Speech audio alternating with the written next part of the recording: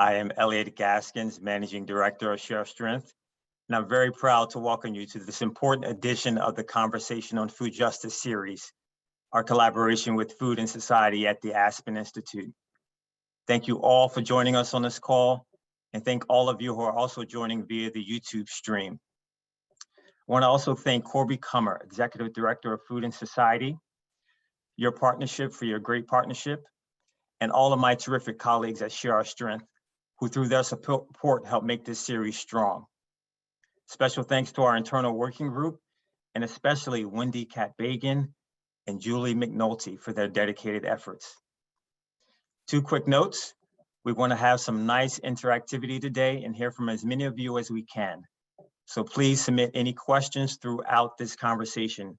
We'll be devoting the last 15 to 20 minutes of the conversation today to some great Q&A. We are also happy to have again Spanish language translation by Community Language Collaborative. They will be providing live simultaneous interpretation and chat transcription. You can access audio options by clicking the interpretation icon found at the bottom of your screen, then select your language preference. Welcome Ruth Andrade McGinnis and Diego Pons. Thanks for being with us today. The Conversation on Food Justice series is committed to bringing you compelling conversations that require collective action and attention, and to hear directly from those who have deep expertise, profound lived experience, and a commitment to justice. There are few conversations as important as the one you're going to hear today. Lack of affordable housing and stable housing has been a blemish on our society. But like the hunger issue that we work on at Share Our Strength through our No Kid Hungry campaign, the pandemic has exacerbated the housing crisis in unfathomable ways, and to almost catastrophic ways in rural communities and communities of color. You will hear some of the terrifying numbers today. But what I hope you will leave with is the understanding that if you don't have a home, you don't have a kitchen to prepare meals for your family. If you're worried about eviction, the mental toll that takes on your family is long lasting. If you are doubling up in homes with family, then a risk of things like COVID and other health issues get dramatically magnified. The housing crisis has tentacles that reach into every corner of our society. For most of us, after a long day, your home is a place of rest, peace, and comfort. It's where you get rejuvenated to face another day. Millions of American children and families do not have the luxury of that or are on the verge of losing it. I'll leave you with a quote from the literary giant Maya Angelou, who said, "The ache for home lives in all of us, the safe place you can go and not be questioned." I think we can all agree that everyone deserves that. Now I'd like to introduce you to our esteemed panel who will lead us through this discussion, who are working on the front lines now and before the pandemic to address this crisis. I won't read their full bios because I want us to get to the discussion, but we'll link to that in the chat. First, we learned this AM that Diane Yentl from the National Low Income Housing Coalition is under the weather and won't be able to join us. We hope Diane feels better soon. But we are thrilled that her colleague, Sarah Sadian, Vice President of Public Policy, will join us and moderate today's discussion. Thank you, Sarah. Next, please welcome Jancy Kenson-Beninoff, a nationally known figure in the pro-housing movement, who is the Executive Director of Abundant Housing, Massachusetts. Welcome, Jessie. And finally, we are pleased to welcome the amazing Winston Pendergrass, a member of the New York Communities for Change and Housing Justice for All, an organization committed to fighting for housing as a human right. Thank you all so much for joining us today. And with that, Sarah, I turn it over to you. Well, thank you so much for letting me join this esteemed panel today. I'm really looking forward to our conversation, and it really couldn't be happening at a more crucial and important time. We know that ever since the Supreme Court lifted the federal eviction moratorium, it really took away the very last federal protection that was in place for the 6.5 million renters who are currently behind on their rent and who are at risk of eviction. And while Congress has provided really unprecedented resources to help keep those renters in their homes through emergency rental assistance, that money is not getting to households quickly enough. And now these households are at risk of losing their homes at precisely the same time that we're seeing a surge in the Delta variant in many communities. Just to show a little bit about what that decline or that backlog is about. So far, we've only seen $7.5 billion of the first $25 billion that was provided by Congress get out. And while about 1 million households have been served, we know that there's at least 1.2 million households who've applied for assistance, but are still waiting to hear back. And many, many more are struggling just to fill out their applications because they're overly burdensome, they're complex, they're inaccessible, they're not provided online or in paper. You know, there's technology issues that are there too. And so I think when I'm thinking about this crisis that we are at now, it's really important that we look back to the pre-pandemic housing crisis that was in place, which in many ways the pandemic has exacerbated, but it is because of that pre-existing crisis that we're here with so many renters who are on the precipice and at risk of losing their homes. Just to underscore a little bit about what that pre-pandemic housing crisis looked like, we know that a major cause of it was the lack of affordable and accessible homes for people with the very lowest incomes. And that because of decades of structural racism in multiple systems, in housing and in transportation and other systems, there were tremendous and are still tremendous racial disparities in housing and homelessness. Renters of color are much more likely to be cost burdened, meaning that they pay more than what they can afford in their housing. And just to put a little scope on that, more than half of Latino renters, more than half of Black renters are cost burdened, where that's 10 percentage points more than white households who are also renting their homes. Black Americans are only 13% of the general population, but there are 40% of people experiencing homelessness and 50% of homeless families with children.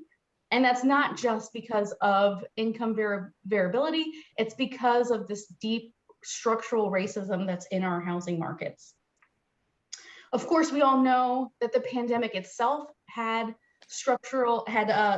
disproportionately fell on Black and brown renters, putting them at even more precariousness going forward. And if you look at that 6.5 million renters who are behind on their rent, again, 27% of them are Black households compared to just 10% of white households.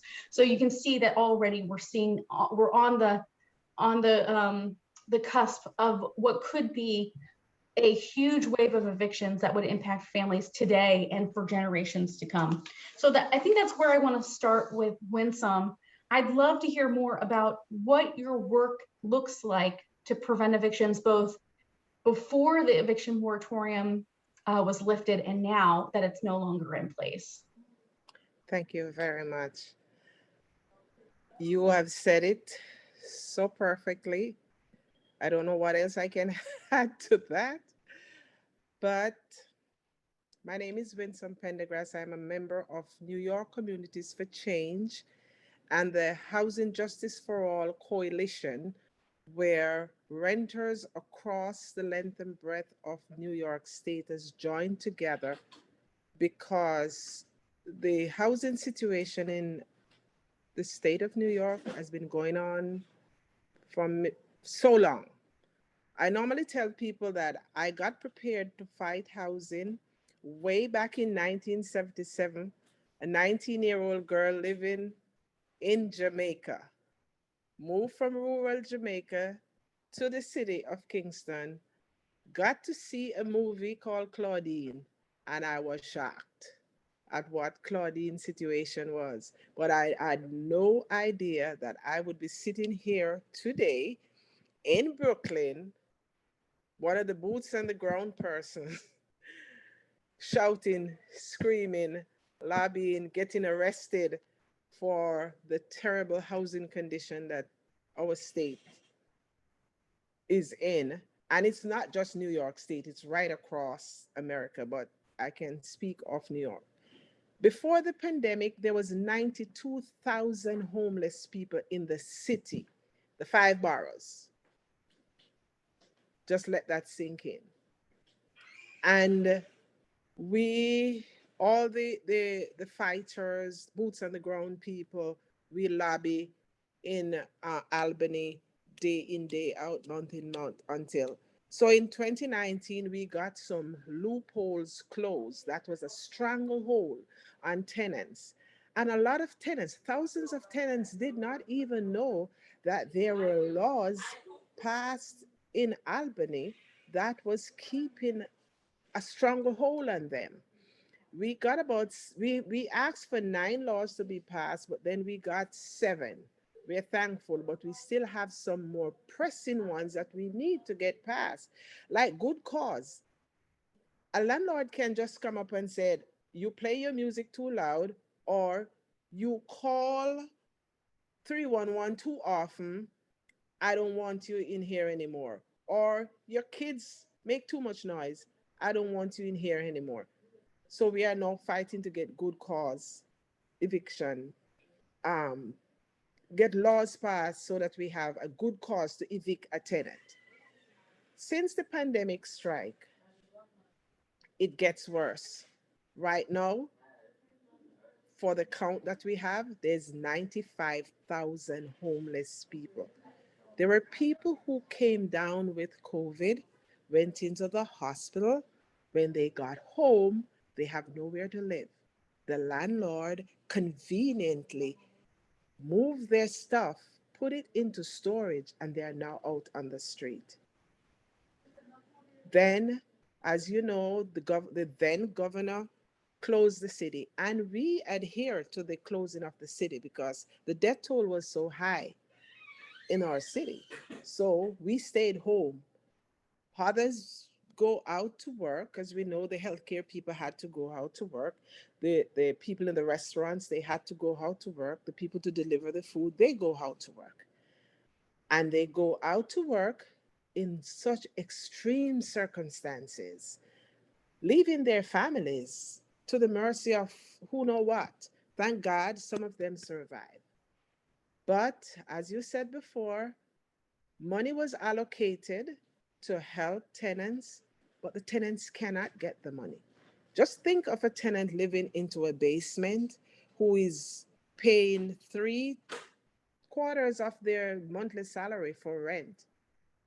They keep a phone on because they might have kids to take care of, their kids to be accessible, reachable with their kids, but they cannot put in the necessary equipment so that they can have a computer, or they can't buy a computer. Now they have to use a computer to fill out this application. It is not done by pen and paper. Oh, the days of pen and paper is gone. They can't fill out an application form. They have to do it on a computer. They don't have a computer. The libraries are not open wherein they could go into the library and get help. So the organizations that we're a part of, we try to make it accessible for people, set days up. Some people stay in the park so that people could come, a long line of people could come to fill out the application forms. But up until now, most of the people within our group, they haven't heard anything, whether their application was accepted, it was denied, or whether the money is coming. So they're still in a limbo, and the landlord is still, hey, hey, hey, where is my rent? And the next big thing that was breathing down our neck was the moratorium. So during the pandemic, a group of us, we put our lives on the line that the first Monday of every month, we stand in front of a housing court, link arms, and we said, no one is going in to file an injunction against any tenants. We basically are saying to the powers that be, look at your constituents. Real. Oh, Winsome, I think you are muted. I'm so Awesome. sorry. Yes. So we linked arm in front of every housing court and we said, no, no one should be evicted at this time. We literally have to take it to the streets. Even within the pandemic, some of us got arrested again for civil disobedience to bring awareness to what is happening. And there is so many tenants with children who are suffering, not knowing what is going to happen next month. And we still have not gotten the tenants who need it most the relief to pay their rent. It continues, the suffering continues. I'm so thankful for the work that you're doing on the ground, bringing attention to this issue. And I'm wondering if what you're seeing matches up with the national numbers that I shared earlier about how this eviction crisis is disproportionately falling on people of color and especially Black women. And I'm wondering if you could speak just a little bit about why it is that we're seeing that and whether that is something that you're seeing on the ground. Yes, we are really seeing in every sector of life, we see the women more than we see the men. And, you know, in most households, it's the woman who is the breadwinner.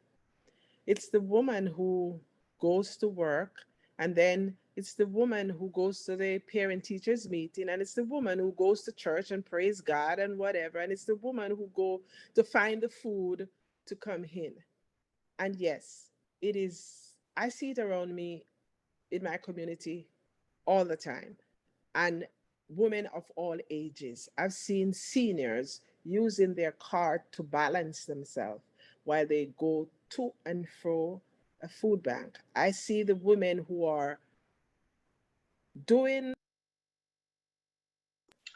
various different things they can to make sure that they get enough money to pay the rent, if it's even half of the rent, because a lot of them can't pay the full rent now. So they are trying to work something out with the landlord to pay half the rent. So they're always trying to catch up. The woman is always trying to catch up and to keep her family safe at the same time. Yeah, I'm so glad that you can speak to that. And I want to switch now to Jesse. Part of the, we're not here by accident. It is not just happenstance that we're in a situation where millions of renters are behind on their rent, and that is disproportionately falling on people of color, and especially women of color. I'm wondering if you could talk a little bit more about, or you could share with us how structural racism in our housing and transportation also have led to deeply segregated communities, which is another major place where we see this manifest. Yes, absolutely. Thank you, Sarah. And it's an honor to be here and to be hearing the story that Winston is sharing. Just recognize, as she said, she's the boots on the ground and she's living this and fighting this day to day. So I appreciate the ability to be here and learn from her. In terms of the situation we're in today and how does it relate to historic and structural racism, we have to recognize that there is a deep history of segregation in the United States that comes down from the highest levels in terms of where housing is placed and where people can live and who has access to live in certain communities. We don't have time today to get too deeply into the history, for instance, of redlining in the United States. But that is, for those who are unfamiliar with it, I encourage you to look it up and do some reading. There was a time in this country where the federal government and lenders, literally segregated communities in terms of where they would loan for homeownership to white families, upper middle class white families, and restricted access to those same loans, many of which were federally backed or subsidized, to Black families or other families of color. And this resulted in what we see in urban areas around the country. I live in Boston and work in Massachusetts, so it's what I know best. But we're one of the most segregated regions in the entire country. while the city of Boston, for instance, is just about even white and people of color. Most of the suburban communities in greater Boston, have 80, 85, 90, or even more % white population. These are wealthy communities with good schools. And one of the ways that they restrict access to the community is through their zoning, by not allowing certain types of buildings that are generally and historically accessed by working class families, working class people, and people of colors. Restrict these types of buildings, apartment buildings, and others from being located in their community. So what I like to say is that it's important for us to examine the zoning schemes that we have in communities, because the zoning that communities have today, what we call exclusionary zoning in many cases, is really just perpetuating the segregation, the historic segregation caused by redlining and other structural systems that, again, restricted access to quote unquote communities of opportunity across America for people of color and for working class people.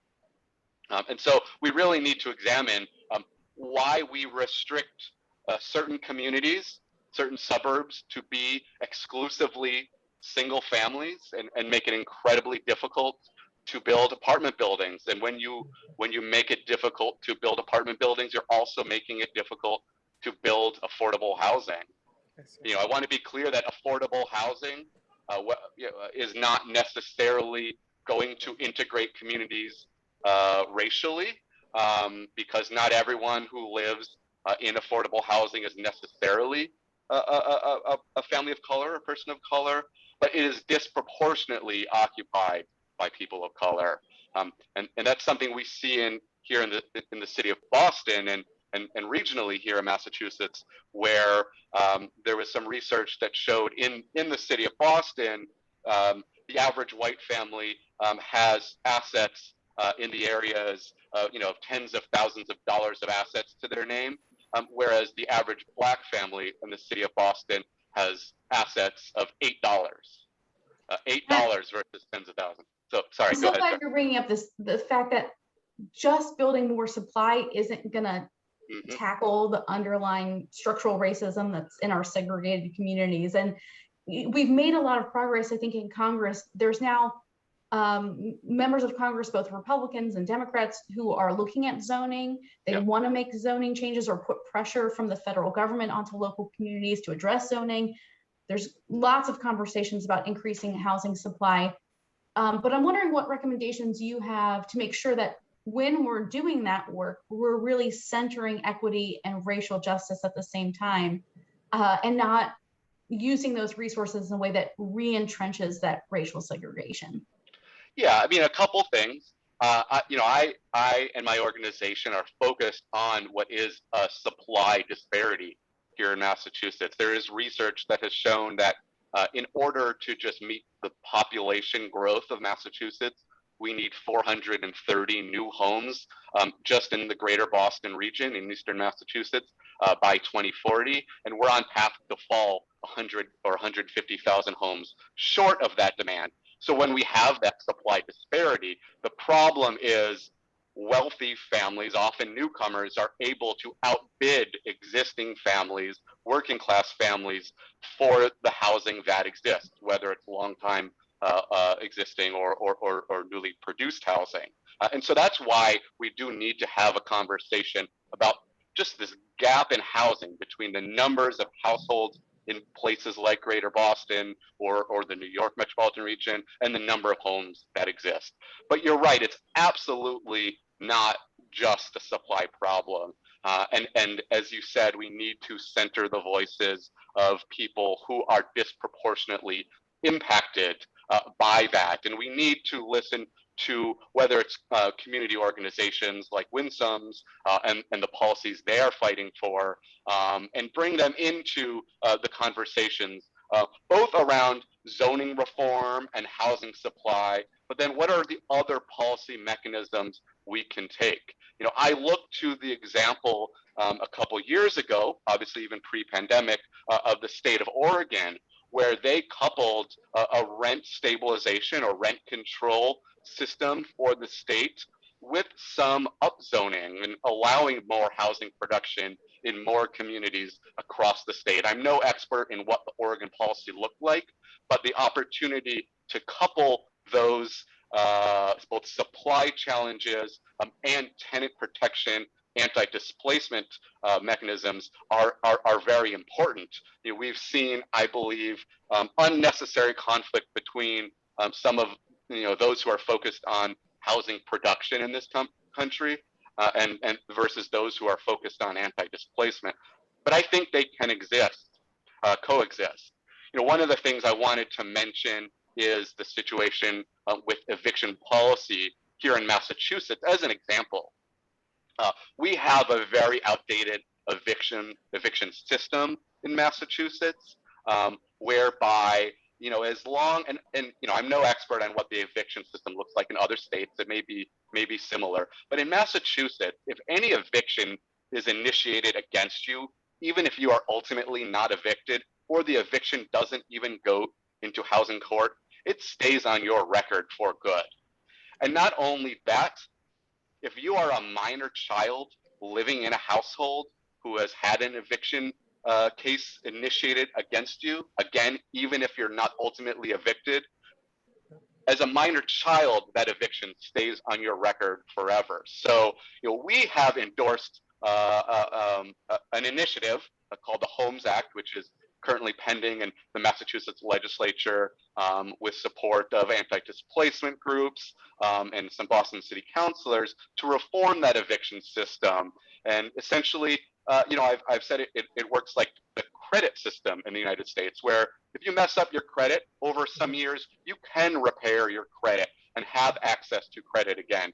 So this would give households who are not ultimately evicted the ability to remove these eviction proceedings from their records, and for it not to ever go on the record of minor children living in the household. So that's just an example. Oh, sorry, go ahead, sir. I was gonna say, that's a great segue. I mean, to where do we go from here? I mean, I really appreciate having this conversation with Winston and you about how did we get here? What was the circumstance before the pandemic that led to this circumstance? But now we're at a place, like I said, we have 6.5 million renter households that are behind on their rent, and they need help today. And so I guess my question to both of you is, you know, what can we be doing right now to help renters who are in need? And what do we need to start thinking about in terms of the future, the next time there is a housing crisis, the next time there's a pandemic? What should we be doing now to prepare for that? And maybe I'll start with Winston. So for all of us boots at the ground people, we are calling to have a seat at the table from the city council, Albany to Washington, because we are the ones who know what's going on in our communities. We are the ones who see somebody sitting on the park bench or in the train station crying. And if you dare go up and say, are you okay? What happened? Oh, I just got evicted. I don't know what to do. The shelters are not taking in anything. That's another thing. A lot of people think that shelters are helping everybody who get evicted. They are not. They are so messed up. There are so many things that they want people to provide before you can even get into a shelter. And they are making money. They are making big money. What happened to our city fathers? Why can't they come up with a solution? Instead of you pouring money into a shelter, I think for the lowest amount, for maybe something like $2,500 for maybe a family of two. They talk about affordable housing, but there's no affordable housing. So start where we can put our heads together. We have so many lots throughout New York, empty lots. It's for the city. It belongs to the people. Instead of you only going to a developer who is rich, why don't we have smaller developers who will make more cost-effective housing so that we can house people and house them quickly.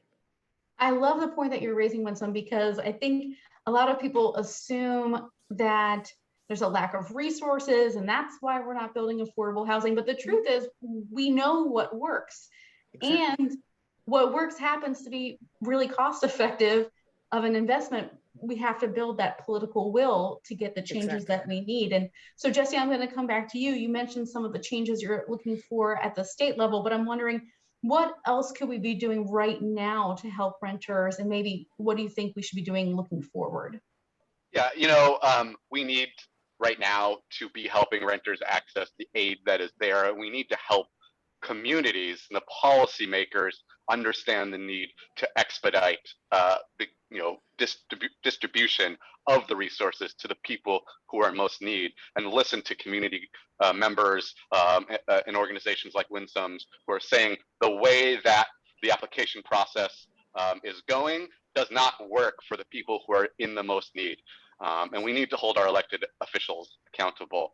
Going forward, we need to recognize that housing is a human right, and we need to make it so that we can build affordable homes and maintain affordable homes for everyone. My organization, Abundant Housing Massachusetts, believes that every community in the state of Massachusetts should be open and welcoming to all with housing opportunities, regardless of race or income, age or ability or other life experience. And we need to make that a reality. I really appreciated the comment that Winston just made about making it easier for smaller developers who may be more cost effective in producing housing. I think that is absolutely true. One of the ways we can do that is by making it more cost effective, quicker and cheaper to actually, and I don't mean cheaper quality, but I mean Right. lower cost to build housing.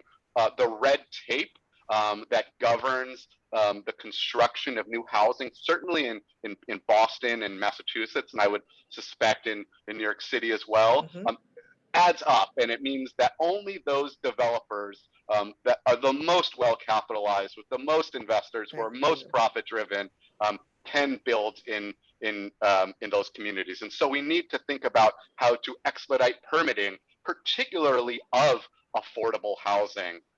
We have a challenge right now in Boston where affordable housing developers have been proposing projects near transit. We have, a struggling but fairly expansive public transit system here in Boston and Eastern Massachusetts, and developers have proposed a number of projects without parking or with low parking, lower than what is allowed under zoning. So they need to get what's called a variance or a special approval to deviate from zoning. The problem is when you do that, it then opens up that development to lawsuit by abutters who use the lack of parking as more of a NIMBY approach to try to stop the development altogether. Right now here in Jamaica Plain in Boston, my neighborhood, there's a 38-unit apartment building for working class seniors that's been proposed about 2 blocks from one of our subway stations, and a local brewery right next door and their landlord have sued to stop this development from proceeding. We held a rally over the weekend to call on the brewery and their landlord to drop the lawsuit, because opposing affordable housing in Jamaica Plain and the city of Boston is against the goals and our community values. And we heard from a number of seniors brought to the rally through the Massachusetts Senior Action Council, who talked about the struggles that they have had accessing affordable housing in the city of Boston and in greater Boston. Waiting lists that can vary from 3 to 4 to 5 to 10 to 15 years just to get affordable housing. We don't have enough homes, and we need to create systems locally so that we can build affordable homes quicker and more cost effectively, while making sure that they are high quality and accessible, and making sure that affordable housing is available rather than having to put people into shelters or hotels. Permanent, safe, affordable housing. I could not agree more with both of you. I love this conversation and where it's going. And And luckily, Jesse, you're mentioning the need to invest these resources and build more housing. Luckily, we're at a point where Congress is, taking the steps right now to pass what could be a $3.5 trillion Build Back Better Act that could include up to $327 billion in affordable housing, as proposed by Chairwoman Maxine Waters from California, a lifelong champion of affordable housing and for low-income people. And when we think about this legislation, we see enormous possibility, but also enormous risk, right? We could use these resources in a really targeted, smart way that addresses these underlying causes of the housing crisis, or we could spread the money around and not as much gets done. There's not as great of outcomes.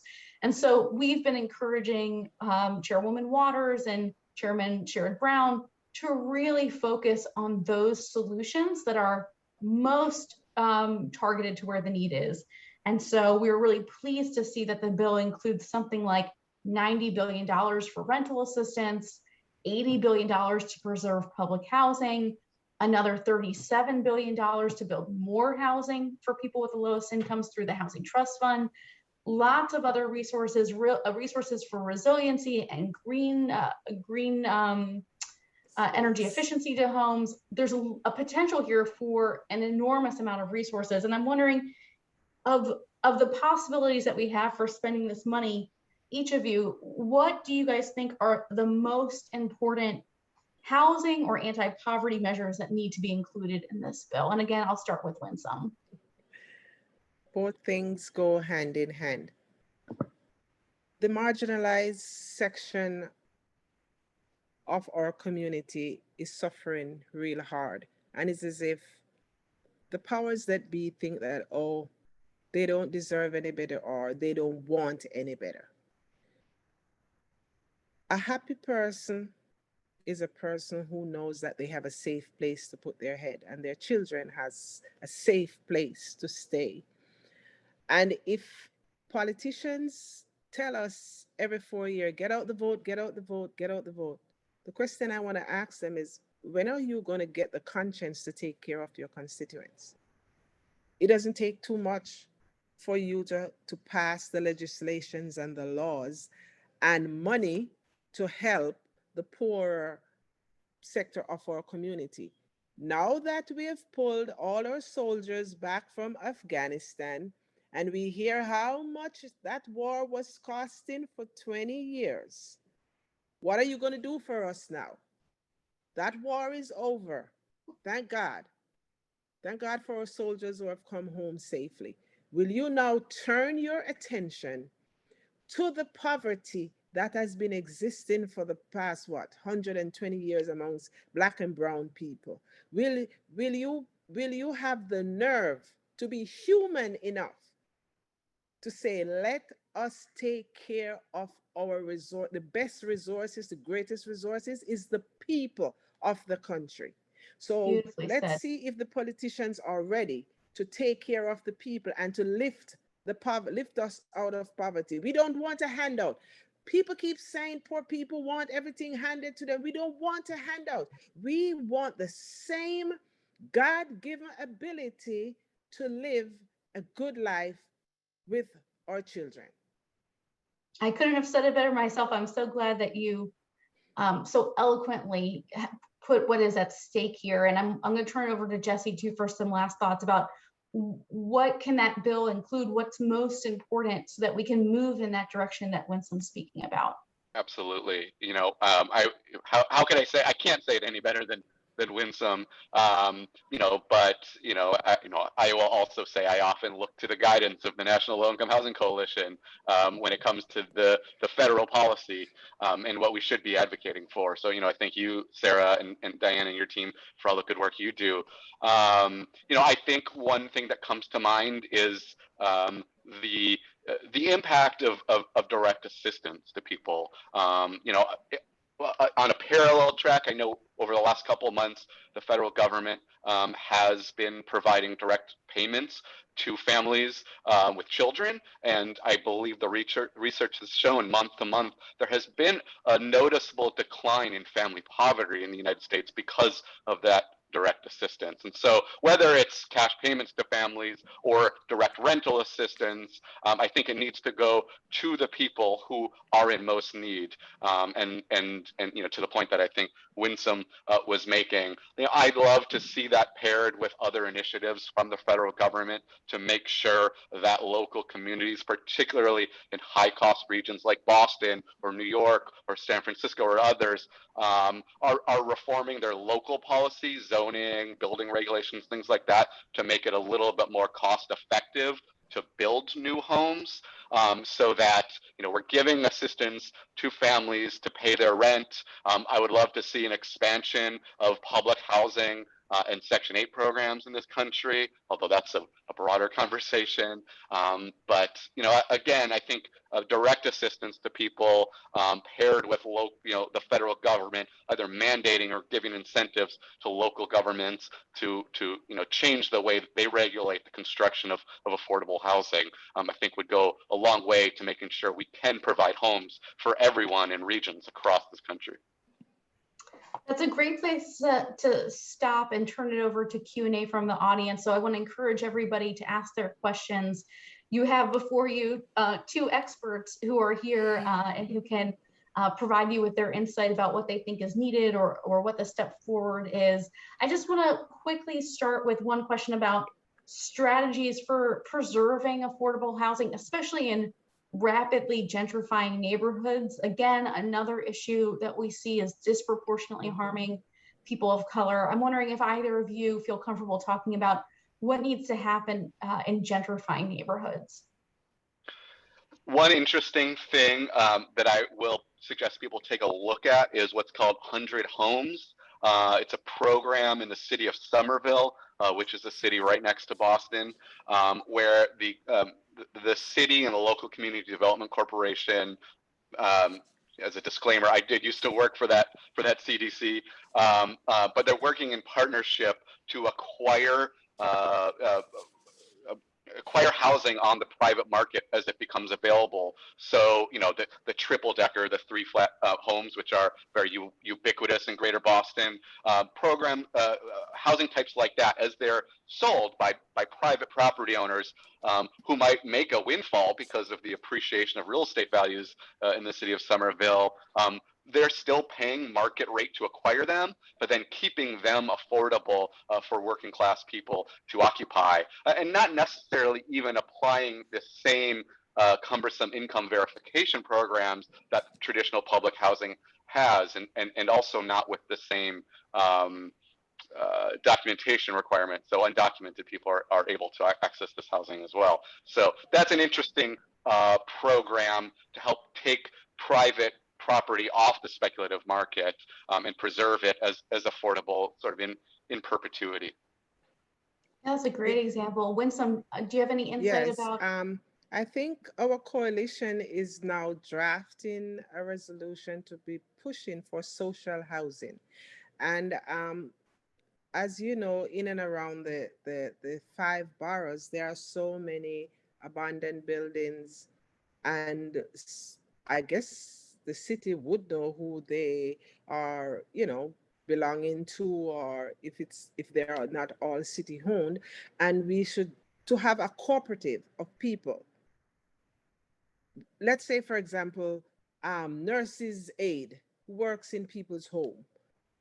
A lot of them are immigrants, and immigrants pay the highest rent because, they want somewhere to live, and because they are being manipulated by the landlord to say, oh, you don't have the relevant papers. So even if the rent was, if the dwelling should have cost $700, they push it up to $1,400. People want somewhere to live, so they do it. So I'm thinking of like those group of people, if we have social housing where they can acquire over a period of time, they can acquire the dwelling for themselves. And I think it's up to us to take the initiative to the government, because it seems as if they can't think. They don't know what, they're throwing up their hands and, oh, we don't know what else to do again. So I think this period we are going to be taking the initiative to them with all the proposal that we see can work. And we're hoping to tackle the housing crisis the best way we can. That's very good. That's a really good segue to another question we get from the audience about what the role for landlords is in this process. And I think Winston's example of social housing is sort of an alternative to like the private market landlord model that we have. And, you know, from my perspective, there's certainly a role for landlords here. Obviously, most housing operated in this, for rental housing, is operated by some landlord of some kind. But, you know, from our perspective, I think we'd love to see more nonprofit ownership, more alternative models like community land trusts. Yes. But even more than that, I think there needs, one of the lessons I've learned from this pandemic has been that we really have to tackle this power inequity, this power imbalance between landlords and renters, because that power imbalance also leads to housing instability for households. Yes. So I'm wondering, Jesse, if you have any other thoughts to add about that, or Winsome, about the role of landlords. You know, I wish I had something specific. I wish that landlords would be a little bit more cooperative or collaborative with their tenants. You know, we've seen here in Massachusetts, you know, the landlord lobby file lawsuit against eviction moratoriums that we no longer even have in the state, but when it existed earlier in the pandemic.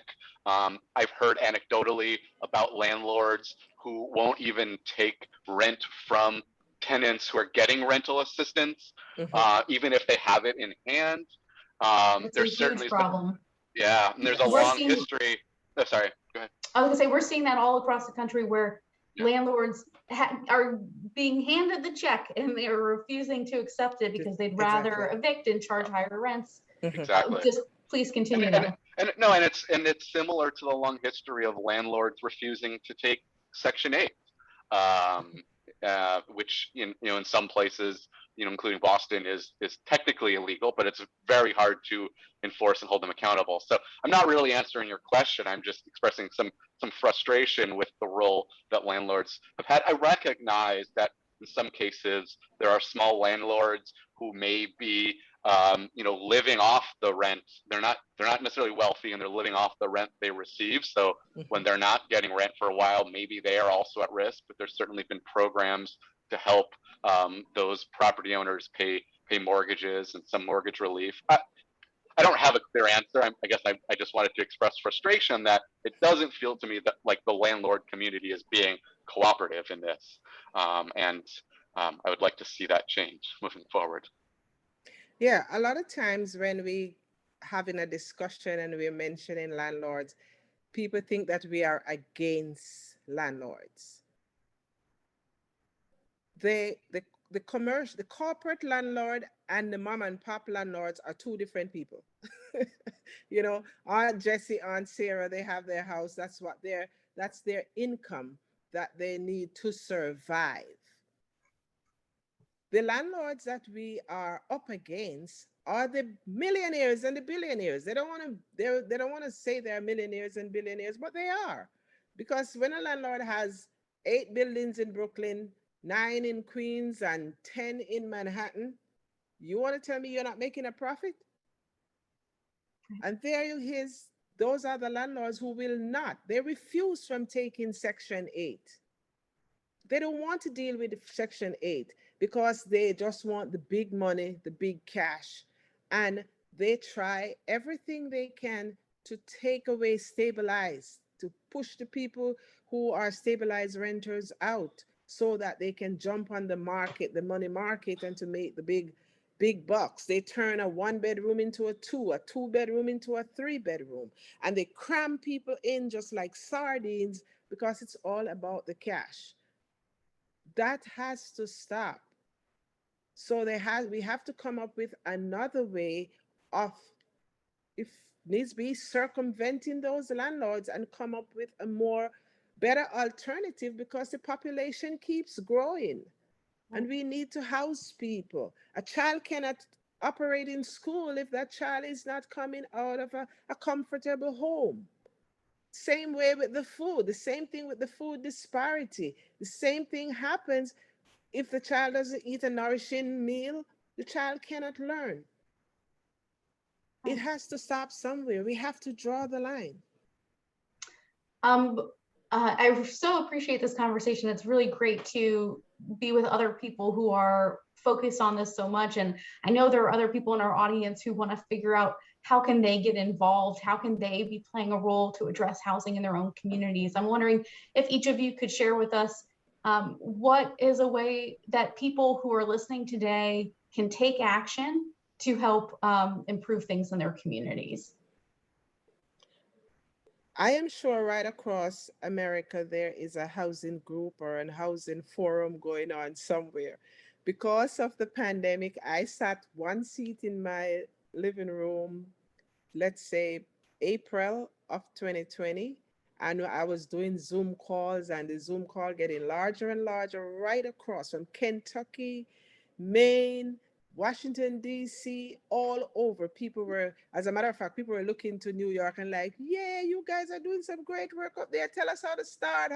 One day we had a meeting, we had some people in Arkansas, they were goat herders. You could hear the goats making noise in the background, but they wanted to know how to start something. So I would tell people to try and be a part of, this is bigger than us. So be a part of group. There is a group everywhere. I was surprised in all that we were doing to find out that even people who were living in trailer parks, they are now organizing and coming together because there is a set of people who is going up, buying up the property in the trailer parks and putting the people in the trailer parks out of the park because they want to put a little nicer building to draw more money. The question they're asking is, where do I live when you put me out? It's all about this big gain of money. So get involved. We have a wonderful thing now called technology. Just put in housing, just Google, and you'll be surprised to know what's in your area. Say, oh my God, they were here all this time, and be a part of it. And we only have a couple minutes left. Maybe, Jesse, you could also build on that. Yeah. From your perspective, what could people do to be involved? Absolutely. Yeah, get involved. Going back to the conversation around what communities need to do to change the zoning to allow more apartment buildings and more affordable housing and other types. We need people to show up at their local city council or planning board meetings to speak in support of these types of developments. There are some researchers at Boston University here in Boston who looked at 100 cities and towns of greater Boston, and they dug deep into the minutes of these meetings around new housing developments. And what they found is that the people who show up to these meetings are disproportionately, overwhelmingly white, upper middle class homeowners who are opposed to new housing development in their community. Right. So when those are the only people that are showing up to the meetings, that's what things are getting approved for or denied for. So we need people to show up and fight for more homes and more affordable homes in their community. And as Winston said, we have technology, and still most public boards, at least here in Boston and in greater Boston, are still doing things over Zoom. So that might help break down some of the barriers to actually showing up at City Hall or Town Hall in person. And therefore you can participate from your own living room. So show up. That's a great directive. Sorry, that's a great directive to everyone on the call to be engaged. It was a pleasure speaking with both of you guys today. I'm going to turn it over to Corby now. Thank you, everybody. Thank you. Thank you. I'm Corby Comer, and I'm taking off my headphones. This is of the Aspen Institute's Food and Society program. What a wonderful and inspiring session this has been today. And how nice, this is what one of the many things I love about doing things with Share Our Strength and the Aspen Institute. Jason lives down the street from our house in Jamaica Plain, and I now have local action to take to join against trying to build affordable housing for seniors in our neighborhood that we very much love for its diversity.